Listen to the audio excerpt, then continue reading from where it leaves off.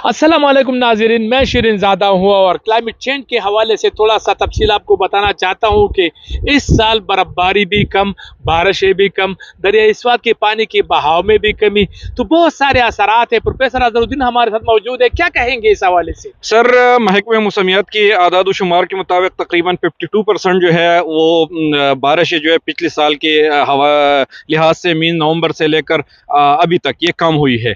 तो इसकी बेसिक वजह जो है यहाँ पर जंगलात का काटना, कार्बन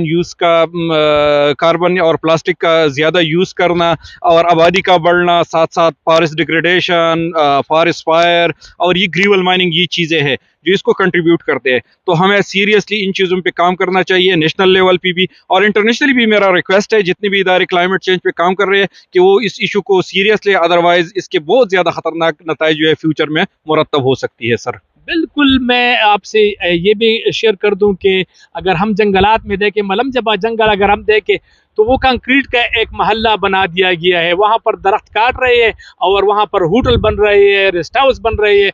तो इन चीज़ों को अगर हम कवर करें, दरख्तों की कटाई पर पाबंदी लगाए, मज़ीद पौधे लगाए, तो ये हम मतलब इस खतरात से हमें महफूज कर सकते हैं। अदरवाइज़ बहुत ज़्यादा ख़तरनाक है। कुदरती आफ़ात और इसके साथ सैलाब, बारिशें, ज़लज़ले, ये सब चीज़ें जो है ना, हम इसके तवक्को कर सकते हैं कि ये हो।